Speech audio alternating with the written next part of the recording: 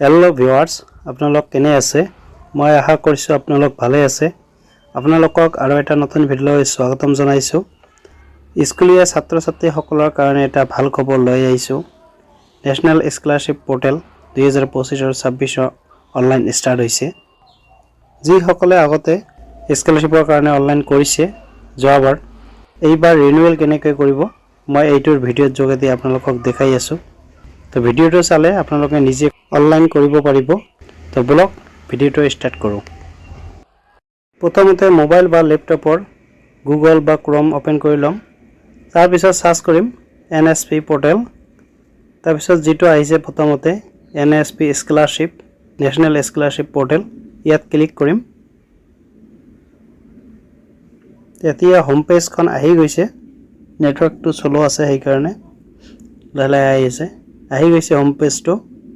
ইয়াত বহুত কেইটা অপচন আছে announcement OTR apply for scholarship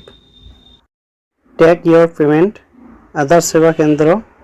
Aadhaar seeding ইয়াত আপোনাৰ bank account Aadhaar card link আছে নাই এইটো চেক কৰিব পাৰিব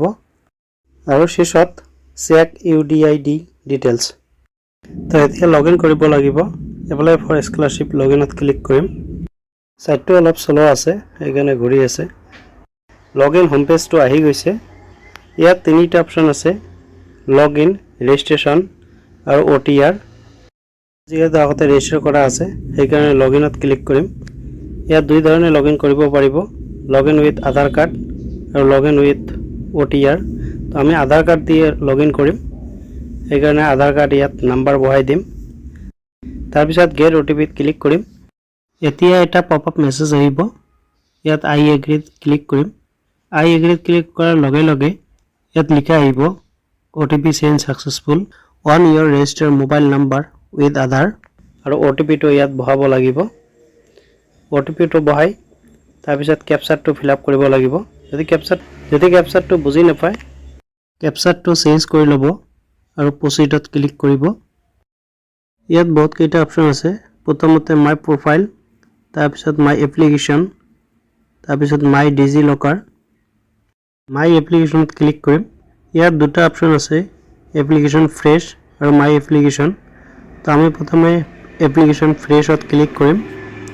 ইয়াত গাইডলাইন আহিছে ইয়াত স্ক্ৰল ডাউন কৰি তলফালে যাম খালি বক্স দুটাত টিক লগাম আৰু আই এগ্ৰিত ক্লিক কৰিম ইয়াত এপ্লিকেশন ফ্ৰেছ ইয়াত দিয়ে থাকিব ষ্টেটৰ নাম scholarship category application type select কৰিব লাগিব স্কলাৰশ্বিপ তাৰ পিছত এপ্লাইত ক্লিক কৰিম ইয়াত পপআপ মেছেজ আহিব ওকে কৰিলে হল ইয়াত লিখা আহিছে you already have an active scholarship you can not apply for new scholarship ইয়াৰ মানে হল নতুন স্কলাৰশ্বিপ নহব যেহেতু কৰা আছে স্কলাৰশ্বিপ এটো ৰিনিউৱেল কৰিব লাগিব এতিয়া মাই এপ্লিকেশনত ক্লিক কৰিম ইয়াত আহি গৈছে যোৱাবাৰ যেটো কৰা হৈছে application ID academic year fresh renewal incentive scholarship status active আমি এতিয়া ৰিনিউৱেল কৰিম এতিয়া প্ৰসিডত ক্লিক কৰিম এতিয়া নেক্সট পেজ আহি গৈছে এতিয়া তিনটা ইয়াত কমপ্লিট কৰিব লাগিব application form upload document application undertaking Personal information, application ID, scheme applied, name, gender, date of birth, category, father's name, mother's name, annually income, schoolor নাম এতিয়া স্কুলৰ কিছুমান ডিটেইলছ দিব লাগিব যেনে আপুনি হোষ্টেলত থাকে নে নাই যদি থাকে ইয়েস দিব নহলে নো আৰু ক্লাস কেতিয়াৰ পৰা ষ্টাৰ্ট হৈছে এইটো সময় দিব লাগিব আৰু পাৰ্চেন্টেজ কিমান পাইছে এইটো দিব লাগিব ক্লাসৰ roll number to কিমান এইটো দিব যদি ফিল আপ কৰি লৈছো এতিয়া সেভ এন্ড নেক্সটত ক্লিক কৰিম ডিটেইলছ সেভ সাকসেসফুল হৈ গল তাৰ পিছত ওকে এতিয়া নেক্সট পেজ খোল খাল এতিয়া ডকুমেন্ট আপলোড কৰিব লাগিব ইয়াত দুটা ডকুমেন্ট আপলোড কৰিব লাগিব আৰু ডকুমেন্ট বিলাক পিডিএফ কৰি লব আৰু 20 কেবিৰ পৰা 500 কেবিৰ ভিতৰত থাকিব লাগিব আৰু ইয়াত দুটা ডকুমেন্ট আপলোড কৰিব লাগিব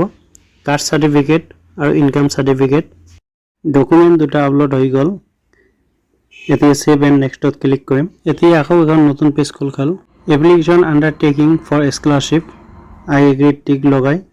ফাইনাল সাবমিটত ক্লিক কৰিম তাৰপিছত ইয়েছত ক্লিক কৰিম এতিয়া ফাইনেল সাবমিট হৈ গ'ল your application has been renewal successful এতিয়া হৈ গ'ল renewal complete এতিয়া proceedত ক্লিক কৰিম তাৰপিছত print application form ইয়াত ক্লিক কৰিম ইয়াত গোটেইবিলাকে দিয়া থাকিব এইখন প্ৰিন্ট কৰি ল'ব লাগিব তাৰপিছত আধাৰ কাৰ্ড স্কুলৰ admit card marksheet income certificate caste certificate